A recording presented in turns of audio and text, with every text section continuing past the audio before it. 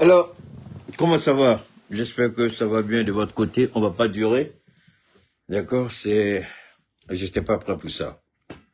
Je voulais pas faire ça, mais en fait, je regardais. Attendez, j'espère que le son est bon. Le son, permettez-moi, oui, le son est bon ici. J'espère que ici aussi le son est bon. D'accord? On n'est pas dans le cadre habituel. J'étais en train de suivre un peu. J'étais en train de suivre un peu le général Tiani. Bon. Et puis j'ai dit, ah! J'ai dit, le grand frère, il a encore frappé fort. C'est pas vrai. Alors, vous savez, rappelez-vous, rappelez-vous un peu. J'avais dit, je crois, non, pas la sortie d'hier, mais j'ai fait une sortie avant celle d'hier. Permettez-moi une seconde. Je vais juste lancer mon truc là.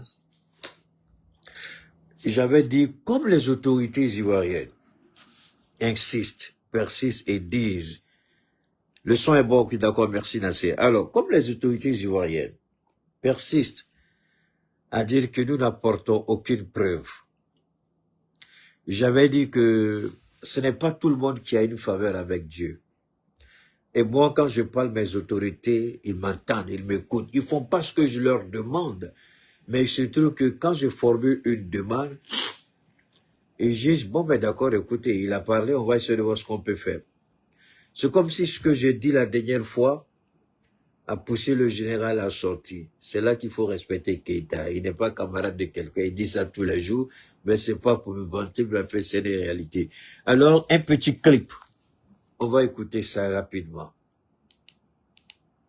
Ah, une ville qu'on appelle Jacquesville, je crois, qui est non loin d'Abidjan. Je vais revenir un peu en arrière. Il y a une partie importante qu'on doit tous écouter ensemble. De mettre pied à Abidjan au moment où on était à Abidjan.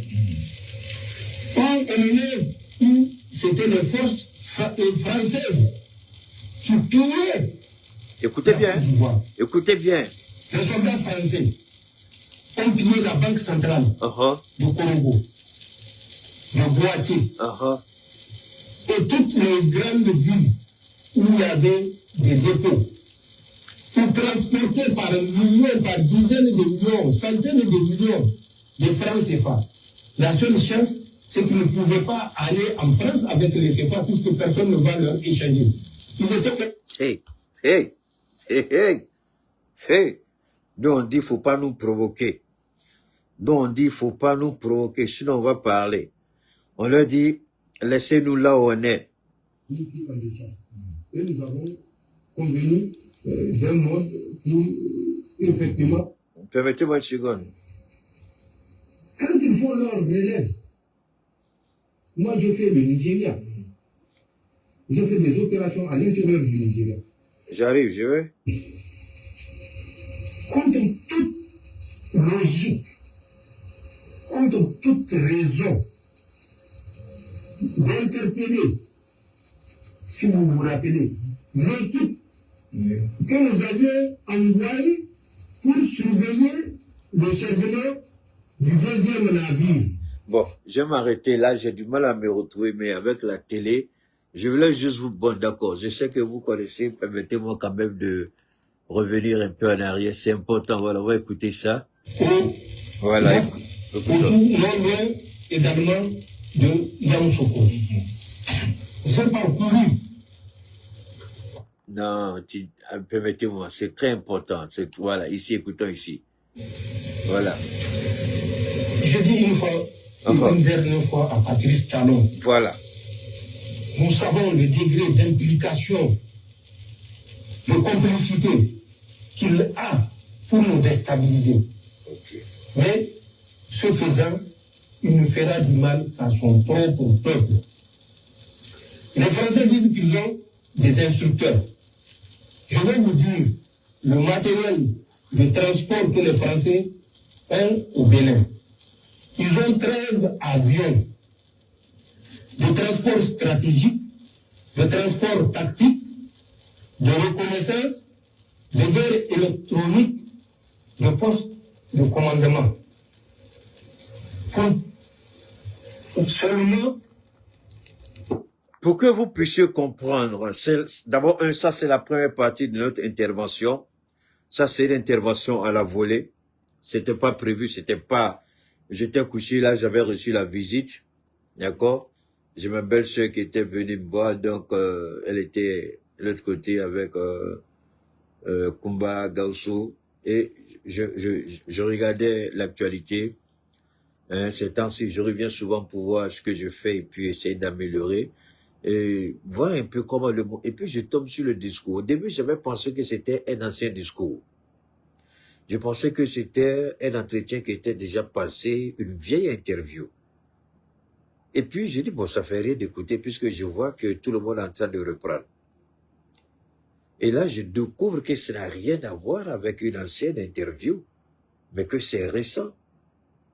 En fait, je crois que c'est aujourd'hui. Oui, je crois que c'est aujourd'hui, là. Alors, j'ai commencé à écouter.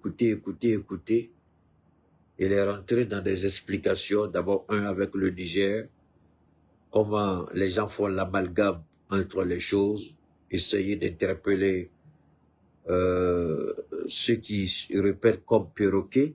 Et là où j'ai été véritablement embarqué, c'est quand il a parlé de la mythologie grecque, avec le dieu Zeus, Apollon, Euphrate et autres.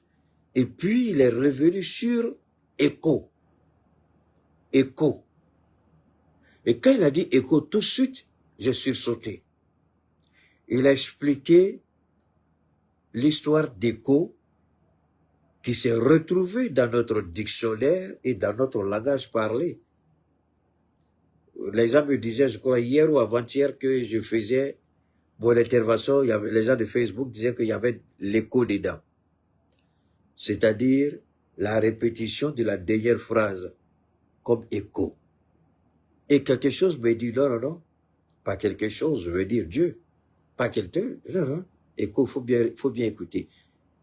Et puis, il donne l'explication, et puis, paf, je retrouve la monnaie écho dedans. Donc, spirituellement, je voudrais inviter ceux qui se proclament pasteurs, prophètes, ils doivent pas venir parler ici.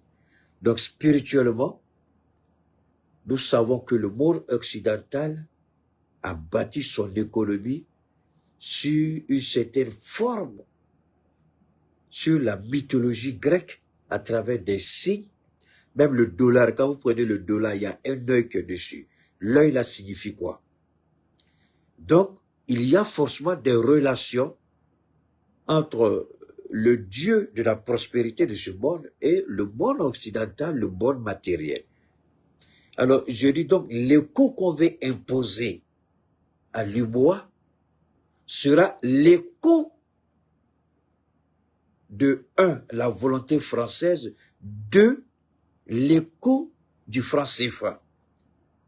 Parce que depuis, on se pose des questions, pourquoi on ne peut pas implémenter l'écho? Parce que l'écho est la photocopie, est l'écho du franc CFA, l'écho de la volonté.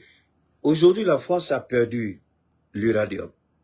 Et tous ceux qui sont en France savent comment va la situation aujourd'hui. Le directeur de la Banque centrale de France a démissionné, il ne peut plus tenir. La France ne peut plus tenir. Donc tout ce que le président Tiani est en train de dire par rapport au Bénin et à la Côte d'Ivoire, tout est lié, tout est vérifiable et tout est... Donc la monnaie éco, je crois que je suis le premier à le dire, mais je suppose que après moi, vous allez voir plein de gens qui vont commencer à faire des trucs dessus. Hein. Donc l'éco tel que dit, c'est effectivement, je vais développer ça plus loin, mais c'est ça qui m'a d'abord attiré. Et quand il a commencé à parler de la Côte d'Ivoire, j'ai dit, wow, je ne peux pas dormir comme ça, il faut que je fasse une première partie. Je ne serai pas long, mais je vous demande tout simplement de bien écouter les détails qu'il va donner. Et ce qui m'a plus marqué, j'ai dit, nos autorités, je demande pardon au président Tiani. Ceux qui ne me connaissent pas, ceux qui viennent à peine de me prendre la marche, peut-être que vous ne savez pas trop, mais allez-y regarder l'avant-dernière intervention que j'ai faite. J'ai dit, donne-moi une seconde, j'ai dit que je demande au général Tiani d'apporter la preuve, sinon certaines preuves dont on a besoin. C'est fondamental pour nous.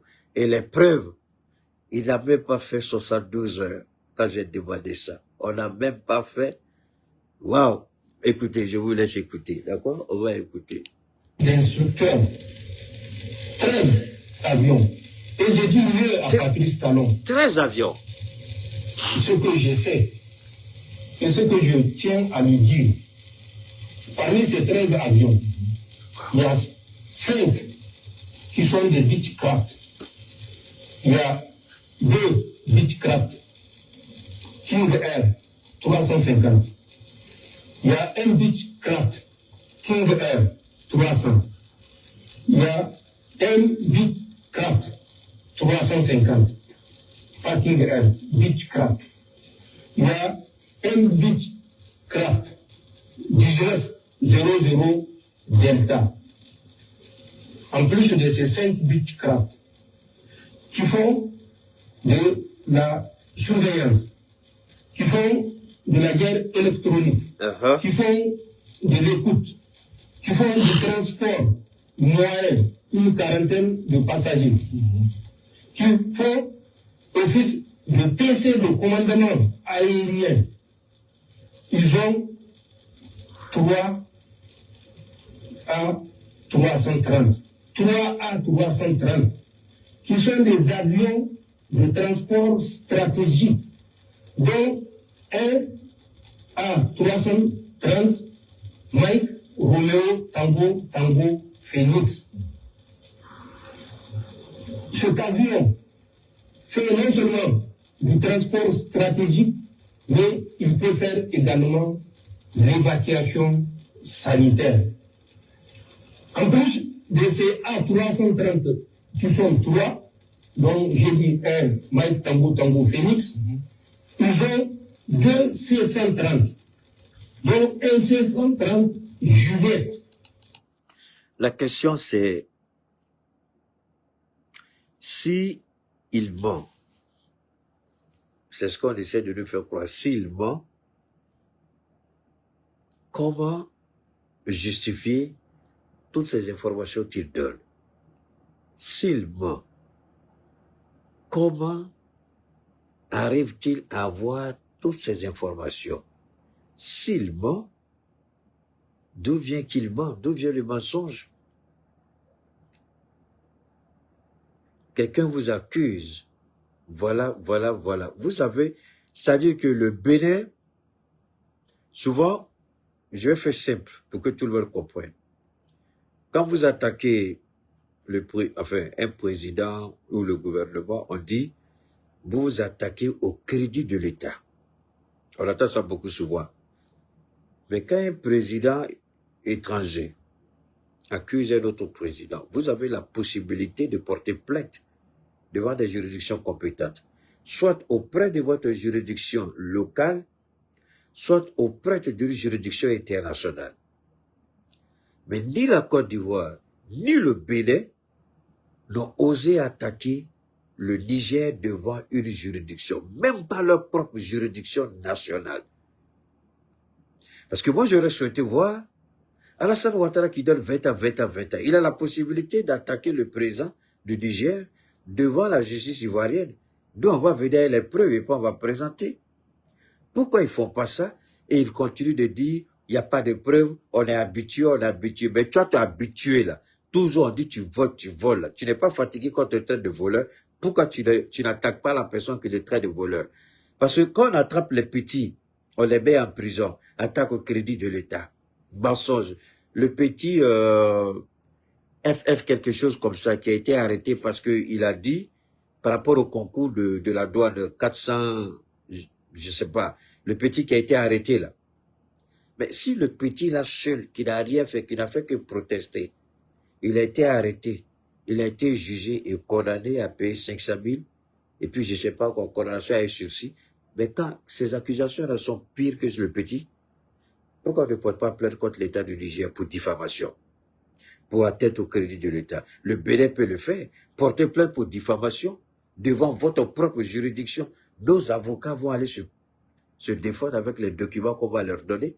Alassane Ouattara, il peut nous attaquer devant la juridiction ivoirienne. Nos avocats iront défendre l'honneur du Niger avec des documents qu'on va leur donner. Pourquoi ils ne font pas ça? C'est la seule question que chacun légitimement peut se poser. S'ils disent que nos présidents mentent dans le Sahel, pourquoi est-ce qu'ils ne portent pas plainte? Pourquoi ils ne vont pas à la tribune des Nations Unies demander une enquête ou tout simplement aller là où il faut aller pour porter plainte et pouvoir se retrouver devant cette juridiction? Nous, on apporte nos preuves, eux, ils vont contester les preuves qu'on amène, c'est tout. C'est tout ce qu'on attend d'eux. Pourquoi ils ne font pas ça? Un 30 juillet, il fait du largage, il fait du transport tactique, il fait des posées d'assaut. Le deuxième C-130, il fait du transport tactique, il fait les posées d'assaut. Ils ont des types d'avions. Tout ça, c'est bien dit, hein? On appelle des avions légers de reconnaissance. ALSR. Alors, si nous, on peut donner toutes ces informations-là, pourquoi le Bénin qui se livre à des bêtises, des députés idiots, des porte-paroles idiots, un président idiot? Mais attendez, c'est l'honneur du Bénin qui est là, c'est l'honneur de votre président. La justice est là pour quoi? La justice est là pour trancher le contentieux. La justice est là pour trancher le contentieux. Voilà quelqu'un qui vous accuse. Mais portez plainte, saisissez votre Cour suprême, saisissez vos instances juridiques ou judiciaires, portez plainte. On va aller répondre. Nous, on vous dit, voilà. Vous n'êtes pas d'accord. On nous dit, il n'y a pas de preuve, il n'y a pas de... Est-ce qu'il y a mieux? Est-ce qu'il y a meilleur endroit au monde que devant le cour de justice pour présenter des preuves? La question, tout le monde peut répondre à cette question. Est-ce qu'il y a un endroit mieux au monde que devant un juge pour que chacun apporte sa preuve? Pourquoi la Côte d'Ivoire ne fait pas? Pourquoi le Bénin ne fait pas? C'est eux qui... Ces avions ont une autorisation permanente de vol, survol et atterrissage. Et mieux, c'est des avions qui n'atterrissent jamais avant 1h du matin. Tous les vols se font de nuit, entre 1h et 3h du matin. On nous dit que c'est pour aider le Bénin à former. Non, nous ne sommes pas naïfs. Nous savons ce que nous savons. Patrice Talon sait que ce que nous disons est la pure vérité. Je rappelle à Patrice Talon, le 27 janvier 2026, il a reçu un individu qui était revenu de France il y a à peine une semaine. Il n'a qu'à dire au peuple béninois quel est l'objet de cet émissaire de Macron. C'est pas un Français, c'est pas un Béninois. Mais moi, je sais qui c'est, et lui, Patrice Talon, c'est qui c'est. C'est le mardi 27 janvier, là, 2026. Oui. Le gars a à peine une semaine de retour de France, il l'a reçu. Il n'a pas dit au peuple béninois de quoi ils ont parlé. Il n'a pas dit encore, c'est parce que je suis jaloux des audiences qu'il apporte. Patrice Talon, mais on a appris à le connaître. Wow. Patrice Talon a fait son bilan, vous avez suivi. Alors qu'il est à 6 mois de la fin de son mandat. Mais il n'a pas annoncé une chose aux Béninois. Je nous mets au défi de révéler les numéros que je vais donner. Et bon, mais écoute-toi, mais là. Les chiffres que je vais donner. Un AK. Un AK. Un P. Un P. AK. Un H. H. P. P. 2 H. P. 2 HE. Le ratio. Le ratio. 76. 76. 15. 15. 9. 9. Périmètre. Périmètre. 551 km². 551 km². Date de la première mise en œuvre. Première mise en œuvre, la date? J'ai dit mise en œuvre pour lui laisser le choix de savoir de quoi je parle. Ok, Patrice, tu écoutes, hein? 1982. 1982. Fin de cette mise en œuvre. 1998. Ok, d'accord. Total. Total? 22 millions. Il n'a qu'à dire aux Béninois. Puisqu'il dit chaque fois que nous sommes jaloux, c'est par envie que nous dénonçons ces travers. Il n'a qu'à expliquer aux Béninois les chiffres que... Vous savez, quand la maison de ton voisin prend feu, on a tous entendu ça dans notre vie. Au lieu d'aider le voisin à éteindre le feu, toi, tu veux activer. Une petite étincelle tombe chez toi, ta maison va en flamme. Si Patrice croit servir les intérêts de la France en déstabilisant l'un des pays de l'AES, le tabac, le Niger, c'est le Bénin qui perd. Parce que ça va se retourner nécessairement et forcément contre le Bénin. Qu'il se détrompe. Je vais rappeler et à Patrice Talon et à Alassane Ouattara une maxime de l'Iran, de la Chine, de la Turquie, de la Russie et de tout État sérieux souverain. La maxime, c'est quoi? Si votre pays sert de plateforme pour déstabiliser chez moi, si votre pays sert de plateforme pour lancer un missile, une attaque, nous allons riposter en bombardant votre pays. Pourquoi l'Amérique, jusqu'à la date d'aujourd'hui, est incapable de savoir si oui ou non il faut frapper? Parce que l'Amérique qui croit pouvoir frapper comme la dernière fois, puis partir, rien ne va se passer, comme au Venezuela. Et tous les spécialistes militaires du Pentagone ont dit on n'est pas prêt pour cette guerre. Et l'Iran est prêt pour une guerre de longue durée et de haute intensité. Tous les Américains ciblés sur les bases dans ces monarchies-là, toutes nos 19 bases sont des cibles potentielles. Et on n'a pas ce qu'il faut pour empêcher l'Iran de porter un coup dur aux forces armées américaines. On ne peut pas. Et ce n'est pas tout. Les proxys, c'est-à-dire les ramifications qui sont rattachées aux gardiens de la Révolution, vont s'attaquer dangereusement à tous nos partenaires. On va embraser la région. Et Israël elle-même risque de partir dans le feu. Israël n'a pas les moyens pour contrôler la puissance de feu de l'Iran. Et aujourd'hui, personne n'est en mesure de dire quelles sont les capacités véritables iraniennes. Les Russes savent ce qu'ils ont donné, mais ils ne savent pas ce que les Chinois ont donné. Les Chinois savent ce qu'ils ont donné, mais ils ne savent pas ce que les Russes ont donné. L'Iran elle-même, elle a pour elle, ni la Chine, ni la Russie sait de quoi dispose l'Iran. Donc, attaquer un pays comme ça, c'est un risque incalculé.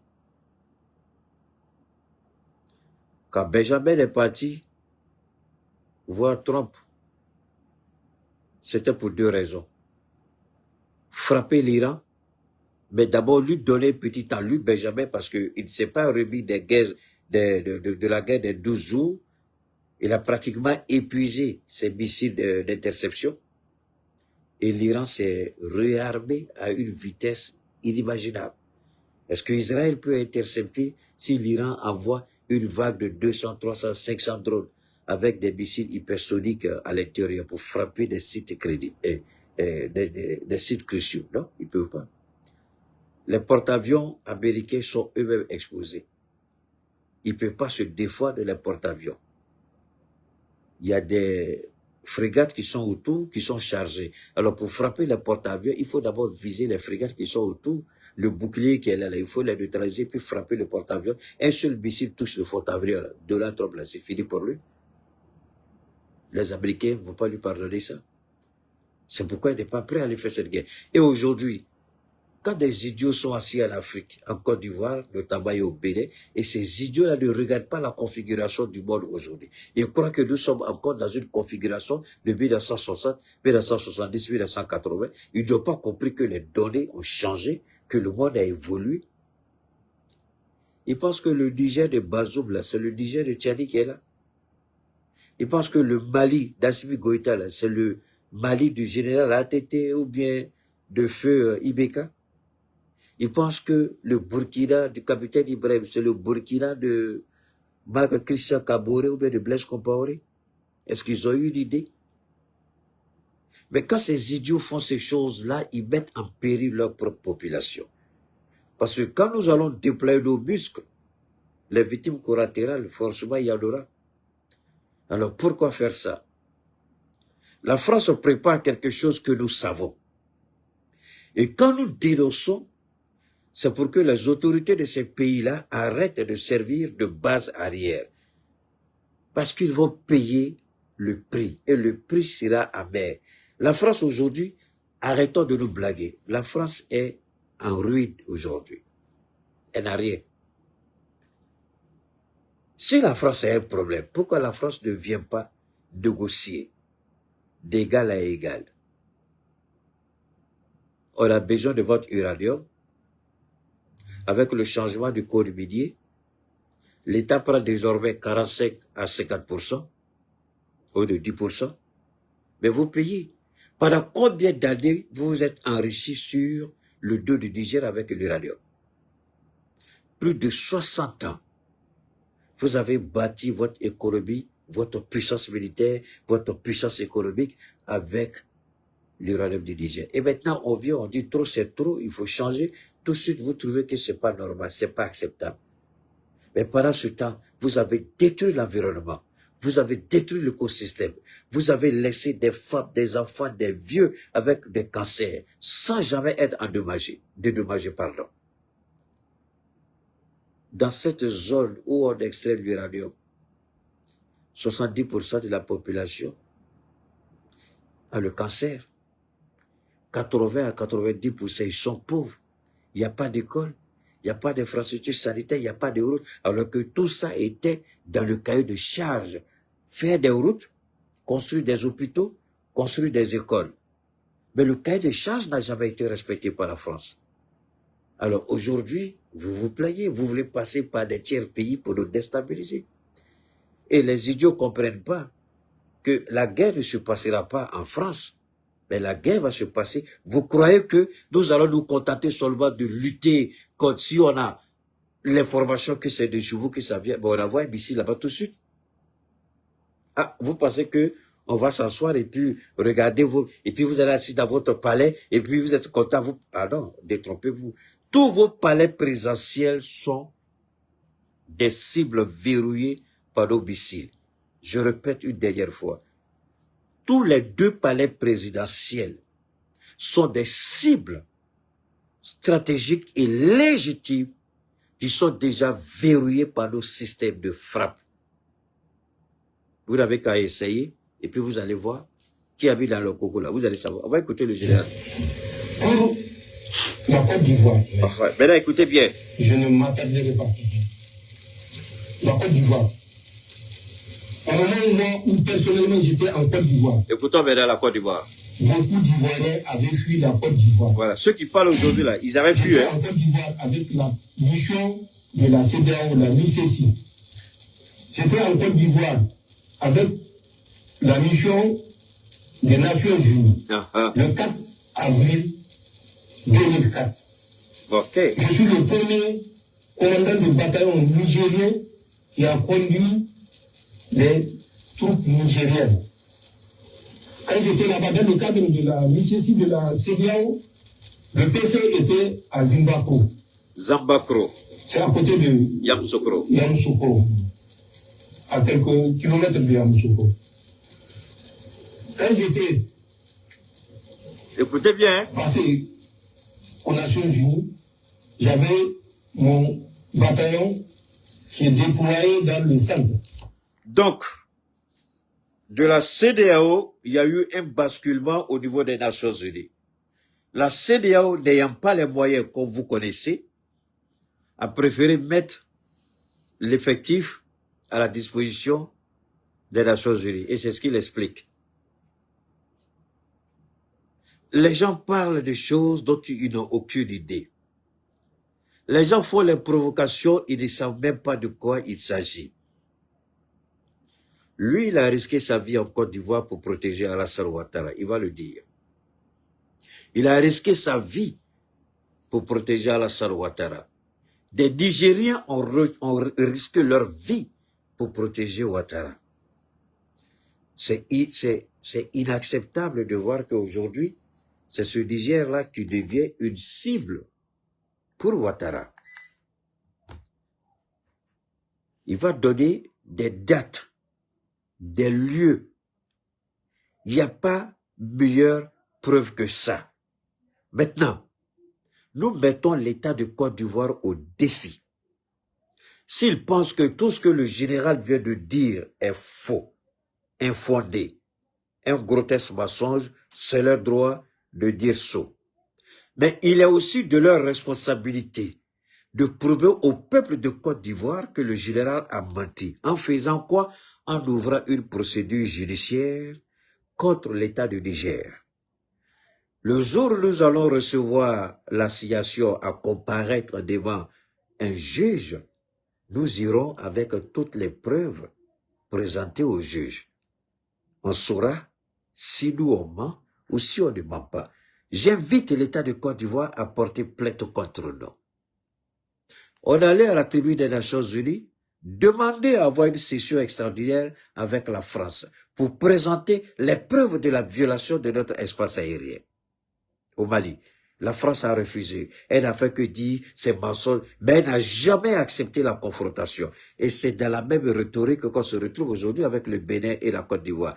Ils refusent, aussi bien la Côte d'Ivoire que le Bénin, tous les deux refusent la confrontation.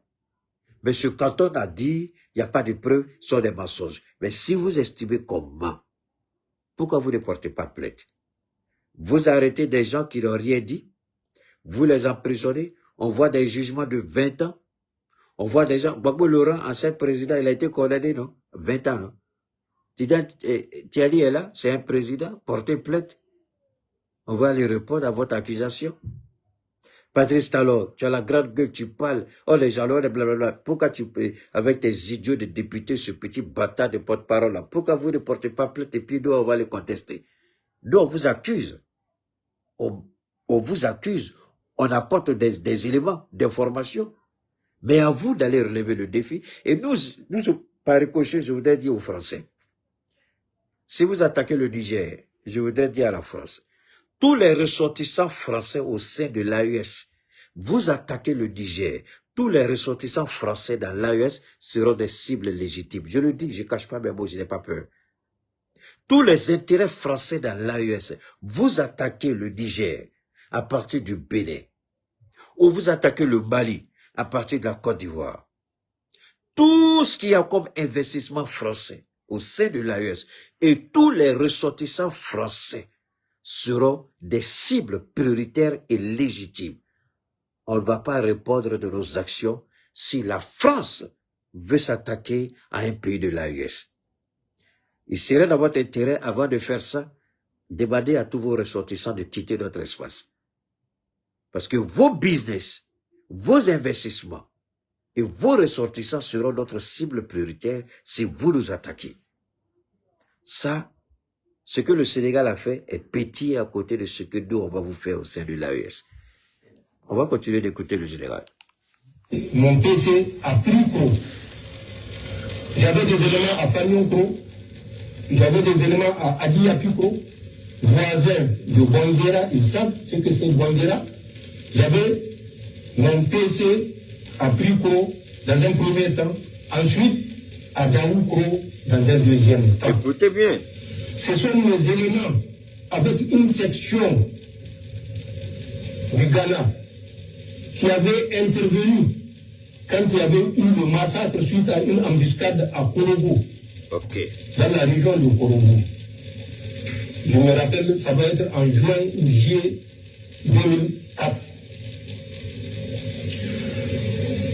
J'ai effectué des missions sur le territoire ivoirien pour la paix en Côte d'Ivoire parce que nous étions convaincus d'un idéal. J'ai traversé des cours d'eau que je suis sûr 80% des Ivoiriens n'ont pas traversé. Le Nzi, le Banama, le Bandama. Nous étions au lac Kossou, non loin également de Yamoussoukro. Et est-ce qu'il ne connaît pas la Côte d'Ivoire? J'ai parcouru de Daoukro. J'étais jusqu'à Man. Je vais répéter. Si une déstabilisation est lancée à partir, peu importe, même le Nigeria, on va bombarder. On n'a rien à perdre. Si une attaque est planifiée à partir du Bénin, la présidence du Bénin sera la première cible prioritaire que nous allons verrouiller et bombarder. On va rendre ça ashes and ashes, c'est-à-dire on va rendre ça en cendres. Le palais présidentiel de Côte d'Ivoire, vous nous attaquez à partir de la Côte d'Ivoire, les deux palais de Ouattara seront les cibles prioritaires et légitimes qu'on va rendre en cendres avant de s'occuper des autres. Ça là, je veux que ce soit clair pour les deux présidents. Deuxièmement, la France, tu essaies de nous attaquer à partir d'un tiers pays. Tous les ressortissants français au sein de l'AES deviendront des cibles légitimes et prioritaires. On rentre chez eux, on les met au dehors, on les met culottes à l'aéroport et puis ils vont aller à Paris. Ces frères ne vont pas sortir avec. Et tous les business deviendront une cible pour nous. On n'est pas pressé. Hein. Si vous voulez vous attaquer à ça, vous croyez qu'on aura peur de faire ça? Nous, on n'est pas complexés. On est très décomplexés. Vous nous attaquez, on va vous attaquer. Nos présidents ont déjà dit, c'est la réciprocité. Donc, dans la réciprocité, là, le peuple va se rendre justice. Tous les Français deviendront des cibles prioritaires. Prenez ça, amenez ça au Sénat. Prenez ça, amenez ça à l'Élysée. Que nous disons, toute attaque qui viendra du Bénin, de la Côte d'Ivoire ou tout autre État, au nom de Dieu, tous les Français ici dans notre espace deviendront des cibles prioritaires pour nous. On va les liquider quand vous voulez nous liquider. C'est fini. Est-ce que ça là, c'est pas là? Vous le faites, on a la réponse à tout. Nous, on n'est pas pressé. Vous ne pouvez pas les protéger ici. Vous venez, on va abattre vos avions. Toute la base logistique que vous avez installée au Bénin, on a les coordonnées. Les bases logistiques que vous avez en Côte d'Ivoire, on a les coordonnées. Au Nigeria, on a les coordonnées. Ne croyez pas qu'on n'est pas en mesure de frapper, qu'on n'a pas ce qu'il faut pour vous atteindre là-bas. Si vous croyez à ça, c'est que vraiment vous êtes plus bête que je le crois. J'étais jusqu'à Odjeni. Je suis revenu par main. pour remonter sur Danani, traverser la frontière avec un pays que je ne citerai pas, mais qu'ils savent, à partir de Danani, dès que vous sortez, il y a un pont. Libéria, c'est le Libéria. Dans le cadre de la mission. C'est le Libéria. J'avais pris la côtière par tout le pleu. Tout le pleu. Pour revenir à Dalawa, puisque j'avais passé à Dalawa. De Dalawa, j'ai fait Vavois, j'ai fait Sebela. Écoutez bien. Je suis revenu. J'ai fait Dalawa, ici à Mama, chez le président Gbagbo. Gbagbo. Quelqu'un comme ça, il ne connaît pas la Côte d'Ivoire. Quelqu'un comme ça, il ne connaît pas ce qu'il a donné pour que la Côte d'Ivoire soit aujourd'hui. Malheureusement, il a dit, on a cru à un idéal. C'est pourquoi on l'a fait. Bon, on ne savait pas celui-là, comme Kadhafi l'a dit à Gbagbo Laurent. Mais vous n'avez même pas une idée des implications de cette histoire d'Alassane Ouattara avec Gbagbo Laurent. Vous n'avez aucune idée des implications. Gbagbo Laurent n'a donné qu'une fine partie, et ça c'est Kadhafi. Quand Kadhafi ne doit pas la langue de bois, Kadhafi a parlé. Voilà un autre qui parle. Je vous ai dit une chose il y a un peu longtemps. 2016, 2015, 2016. Ça fait 10 ans. 10, 11 ans. J'ai dit, avant la mort d'Alassane Ouattara, avant que Dieu ne le détruise, Dieu va d'abord le dénaturer, le défigurer. Tu le regardes, toi, mais tu as peur, tu te poses la question, si c'est l'homme qui est là. C'est parce que vous voyez. Deuxièmement, qu'est-ce que j'avais dit? J'ai dit, Dieu va l'humilier. L'humiliation sera à tel point qu'on se posera la question, est-ce que c'est vraiment lui là? L'humiliation a commencé. L'humiliation de Ouattara a commencé. Ceux qui refusent de voir, c'est leur problème. Ceux qui refusent d'entendre, c'est leur problème. L'humiliation de Ouattara a commencé. Voilà.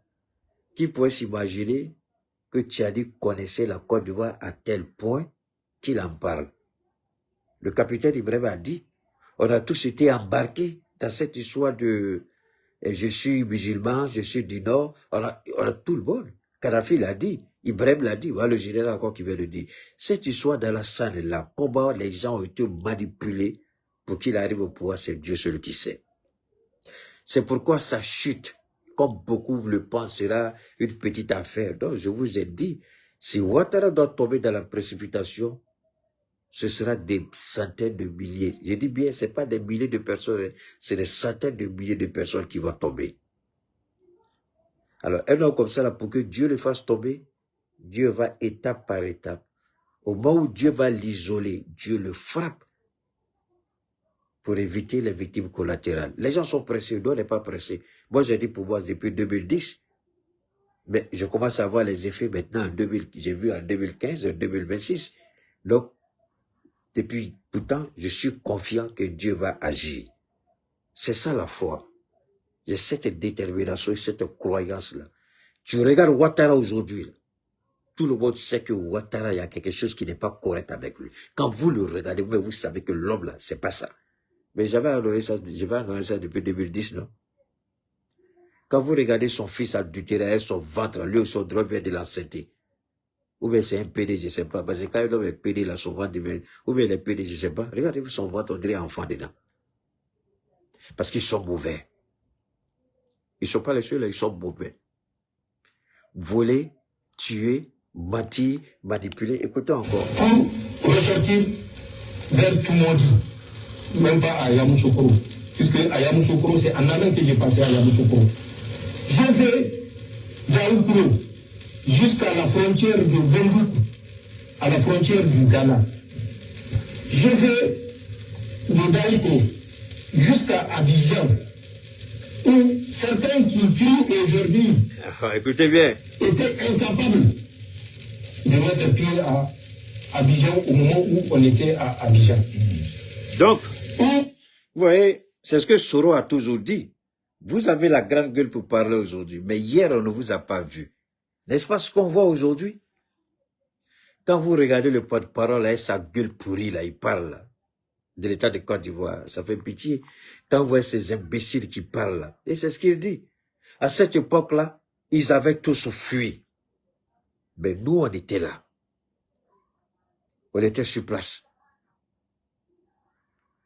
Vous voyez, quand vous poussez les gens à parler, c'est ce qui arrive. Quand vous croyez qu'il n'y a rien sur vous là, je vous ai toujours dit, il n'y a pas un crime parfait. Ouattara croit qu'il a tellement ficelé cette affaire de rébellion. L'argent a transité d'une main à une autre sans que ce soit lui-même directement, pour ne pas que juridiquement il soit impliqué, mais il ment. Il y a des gens qui savent que tout ce qui a été fait, c'est pour lui, à cause de lui, et pour qu'il soit là où il est aujourd'hui. Même si la preuve, comme avec Sarkozy, la preuve n'a pas été établie qu'il a reçu l'argent physiquement, mais tout le monde savait que l'argent servait à sa campagne. C'est la même chose avec Ouattara. Tu peux tromper la justice des hommes, Alassane Ouattara, avec ton fils bâtard adultéré là. Mais la justice divine, vous n'allez pas la tromper. Vous pouvez parler de la justice des hommes. Mais la justice de Dieu, vous ne pouvez pas la manipuler. Parce que Dieu était là quand vous avez tenu chaque parole, chaque phrase, chaque intention. Avant de parler, ce qui était dans votre cœur là, Dieu savait. Vous pouvez vous défendre devant les hommes, mais la justice de Dieu sera implacable. Elle ne va pas vous épargner. Ça, c'est indiscutable. C'était les forces françaises. Écoutez bien. Qui tuaient la Côte d'Ivoire. Écoutez. Hein? Les soldats français ont pillé la banque centrale du Congo. Wow. Le Boaké. Wow. Et toutes les grandes villes où il y avait des dépôts. Et ça, transportés par millions, par dizaines. Mais Alassane Ouattara dit que c'est Gbagbo Lora qui a détourné l'argent de la BCAO. Tchokoroba Djoula Djougou, Alassane Ouattara. Tchokoroba Djoula Djougou, Alassane Ouattara. Un menteur était un voleur était un assassin était un criminel était satanique. Alassane Ouattara, tu es vraiment le fils de Satan. C'est les Français qui ont volé. Il a dit c'est Gbagbo Lora. Non, on me dit, ok, tu te trompes d'époque. Là, on parle de 2010. C'est vous qui trompez d'époque. Avant 2010, là, il y a eu des vols là-bas, non? La case de la BCAO, là, qu'on a voulu faire porter le chapeau à Soro Guillaume, là. Donc, c'est avec la complicité de l'armée française. Puisque la rébellion n'était pas aussi armée que l'armée française. Et la rébellion connaissait tous les sites stratégiques que les rebelles. Les rebelles, eux, ils voulaient faire tomber Gbagbo Lora. C'est après avoir échoué, c'est dans leur fuite qu'ils se sont repliés. Mais dans leur repli, est-ce qu'ils avaient un plan stratégique? Ils voulaient juste se positionner. Et quand ils se sont positionnés, l'intervention de Ouattara a commencé. Il faut juste tout de suite, là, Ouattara a commencé à appeler de gauche à droite. Il faut protéger. Si Ouattara n'était pas le père de la rébellion, pourquoi l'armée française s'est interposée entre quand Gbagbo est venu et l'armée était prête à monter sur Boaké pour libérer le pays? Pourquoi les forces armées, les FDS, les forces de sécurité et de défense ont été bloquées à l'entrée de Yamoussoukro? C'est comme ça que Mangou est devenu chef d'état-major parce que tous les généraux, Gbagbo leur a demandé un plan, personne. C'est Mangou qui dit je peux assumer. C'est comme ça que Mangou est devenu chef d'état-major. Et quand les gens se sont organisés pour monter sur Boaké, qu'est-ce qui s'est passé? Même si je suis pour Soro Guillaume, je ne vais pas parce que j'aime Soro Guillaume ou je soutiens Soro Guillaume. Ce n'est pas à cause de ça que je vais falsifier les faits. Je ne le ferai jamais. Et Soro lui-même ne le fera jamais, puisqu'il reconnaît sa paternité dans cette histoire de la rébellion. C'est comme ça. Et pourquoi l'armée française est sortie soudainement? Cette armée française qui a refusé de soutenir Gbagbo Lora, parce que Gbagbo les a appelés. Ils disent, c'est une affaire entre Ivoiriens et Ivoiriens, non, on n'intervient pas. Parce que déjà, Chirac, qui était déjà président, c'était pas Sarkozy, d'abord c'était Chirac. Chirac était président, avait un problème avec Laurent Gbagbo. Donc, quand il y a eu des appels, Chirac a fait quoi? Tout de suite, on dit à l'armée française, vous n'intervenez pas. Mais quand l'armée s'organise pour aller récupérer Boaké, l'armée française intervient. Et rapidement, les choses se décantent. La France tout de suite envoie une résolution au Conseil de sécurité des Nations Unies. Un plan est adopté, la Côte d'Ivoire est coupée en deux.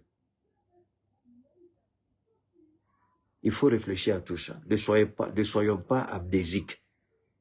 Ce n'est pas à cause d'un idiot, un voleur ou un criminel qu'on va bazarder la Côte d'Ivoire. Centaines de millions de francs CFA. La seule chance, c'est qu'ils ne pouvaient pas aller en France avec les CFA puisque personne ne va leur échanger. Ils étaient obligés de dépenser ça sur place en Côte d'Ivoire. Ce n'est pas des Nigériens qui ont pillé, c'est des Français et depuis leurs amis avec lesquels ils s'approchent. Et c'est moi qui ai fait ce sacrifice-là, parce qu'il y a un idéal auquel on croyait. Les Nigériens ont sécurisé Ouattara à l'hôtel Golf. Écoutez encore, hein? Toutes les forces refusées. Le Niger avait un détachement spécial qui était à la Rivera, qui protégeait toutes les autorités. On le faisait de façon impartiale. Si ce n'est pas moi, c'est ceux qui m'ont relevé. Puisque c'était un séjour, nous avions fait un séjour de 8 mois. Contrairement à la pratique où c'était des séjours de 6 mois. On va continuer plus loin parce qu'on va continuer après. Il y a beaucoup d'informations qu'il va donner. Il va donner des dates. Il va donner des lieux où il y a eu des rencontres. Les rencontres auxquelles Alassane Ouattara lui-même a participé. Des rencontres qui ont eu lieu jusqu'à la date d'aujourd'hui. Alors, quand il est sorti pour dire que c'est Alassane Ouattara, Patrice Talon et Emmanuel Macron qui sont responsables de l'attaque de l'aéroport de Niamey, quand les premiers résultats de l'enquête sont sortis, on a vu des petits ratés. Moi, souvent, je me pose la question, pas de question d'abord. Il dit, je remercie Dieu d'être né le fils de mon père et de ma mère, et je remercie Dieu de m'avoir doté de cette intelligence, cette capacité de discernement. Des journalistes aujourd'hui sont incapables. Les résultats de l'enquête, ça c'est sur le point juridique. La justice repose sur des faits. Mais le président peut avoir des informations par rapport à son service de renseignement, qui n'est pas à la disposition des enquêteurs. Et quand les gens parlent, c'est pathétique. C'est pourquoi, quand j'ai regardé ça, j'ai dit c'est pas vrai. Et l'information qu'il donne ici, est-ce que ça, ce sont les enquêtes là, par rapport à l'attaque de l'aéroport là, est-ce que les enquêtes vont venir chercher quoi dans ce qu'il est en train de dire ici? Ce sera une extrapolation. Les enquêtes cherchent à établir comment ils sont entrés, qu'est-ce qu'ils ont fait, d'où est partie leur attaque. Maintenant, lui, il sort en fonction des informations qu'il a reçues des différents services de renseignement. Lui-même, pour avoir été en Côte d'Ivoire, qui sait ce qui se passe, puisqu'il y a longtemps, ces informations-là, il les avait à sa disposition. Les 13 avions dont il vient de parler là, est-ce que l'enquête va parler des 13 avions qui sont au Bénin? Non.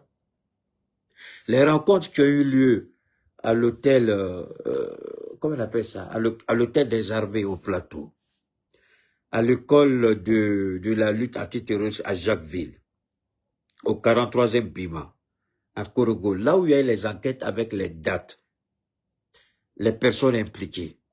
Est-ce que l'enquête qui a pour objectif que de déterminer ce qui s'est passé à l'aéroport de Niamey, pourquoi l'enquête va aller parler de tout ça? Mais lui, il a plus d'informations. Il n'a pas anticipé. Il ne manipule pas les enquêtes. Les enquêtes ont un but bien précis, puisqu'il y a 17 personnes qui ont été arrêtées. Beaucoup ont été neutralisés et 17 ont été arrêtés. Donc, on établit les faits pour que les 17 passent au jugement. Maintenant, lui, il a des informations par rapport aux services de renseignement qui n'ont rien à voir avec l'enquête qui se fait. Il a des informations bien avant que ces attaques. Il a dit, on savait et on était préparé. Si vous vous rappelez, j'avais déjà dit que le Niger était au courant de tout ça. Le Niger sait et le Niger attendait de pied ferme. Je vous ai dit ça et Dieu est témoin. Pour ceux qui me suivent en tout cas. Pour les nouveaux, peut-être que vous ne le savez pas, mais si vous vous connectez à la page, vous n'allez rien louper. D'accord? Facebook ou YouTube, connectez-vous. Mais je vous conseille plus d'aller vous connecter sur YouTube parce que Facebook, c'est pas trop ma tasse de thé. Je fais ça par rapport à ceux qui veulent reprendre mes informations et puis les partager. Sinon, moi, Facebook m'intéresse pas trop. Donc, je peux plus focaliser sur Facebook, sur YouTube. Alors, je vous ai dit ce jour qu'on avait toutes les informations et on les attendait de pied ferme. Le général a répété. On avait les informations, on les attendait. Est-ce que l'enquête qui doit déterminer la responsabilité des 17 personnes doit faire l'extrapolation et puis parler d'éléments de renseignement? Ça ne relève pas de la compétence de la justice. Donc, quand les petits journalistes, avec des niveaux médiocres et pitoyables, ne sont pas fait la distinction, quand un chef d'État parle, les éléments de langage qu'il a, il y a plusieurs sources d'information. Quand on fait une enquête, il n'y a qu'une seule source d'information. Qu'est-ce que l'enquête a trouvé? C'est la seule source d'information. Quand un président parle, il y a plusieurs sources d'information. Plusieurs sources par rapport au renseignement. Donc vous ne pouvez pas dire que parce que les enquêtes ont dit ça, de ce que le président a dit est faux. Mais voilà, il revient encore sur tout ce qu'il a dit avec plus d'informations. Puisqu'on savait, les 3 pays qu'il a cités, il y a eu une rencontre entre le Bénin, la Côte d'Ivoire et la France. Bénin, Côte d'Ivoire, France. C'est après cette rencontre, le jour, la date, il a tout donné. C'est après ça que le Niger s'est apprêté. Parce que le feu vert avait été donné pour attaquer l'aéroport de Niger. Qu'est-ce que vous ne comprenez pas? Quand vous allez lire ces petits journalistes ou souvent ces petits qui sont sur les réseaux qui s'excitent, c'est votre droit et moi je n'empêche personne. Mais je dis toujours, mettez votre niveau de réflexion beaucoup plus haut. Cherchez à frapper plus haut. Je termine rapidement en disant ceci, puisque c'est la première partie. Je vais revenir la deuxième fois avec plus d'informations, plus de détails. Mais avant, je voudrais dire à l'État voyou de la France, à la jeune française, on vous a beaucoup toléré. Maintenant, nous allons commencer à faire une communication en ciblant tous les intérêts français au sein de l'AES et tous les ressortissants français au sein de l'AES. Vous vous attaquez à nous, on va s'attaquer à tous vos ressortissants. On va s'attaquer à tous les Français et aux intérêts français. Je veux que cela soit bien clair. Je veux que ce message, parce que quand je parle, je sais que la DGSE est là. Quand vous m'écoutez, faites remonter l'information. Les Français seront des cibles prioritaires et légitimes. Les intérêts français seront des cibles prioritaires et légitimes. Que cela soit bien clair. À la Côte d'Ivoire et au Niger, les 2 palais présidentiels sont verrouillés. Vos 2 états-majors sont verrouillés. Les bases de logistique françaises sont verrouillées. Vous poussez loin, vous allez savoir qui nous sommes. Portez-vous bien et on se retrouve une prochaine fois. Merci infiniment. N'oubliez pas de vous abonner et de le partager si vous aimez. D'accord? Les produits, bien entendu, il y a beaucoup trop de commandes. Je vais gérer les commandes d'abord. Comme vous connaissez, je gère les commandes. Et puis les produits, on va en parler. Pour ceux qui veulent savoir de quoi il s'agit quand je parle de produits, allez regarder mes interventions, surtout celles d'hier. On a beaucoup parlé de nos produits. Si vous êtes intéressé, le numéro, tout est dedans. Vous nous contactez. On verra dans quelle mesure on peut vous aider. Merci infiniment à toutes et à tous. Très bon.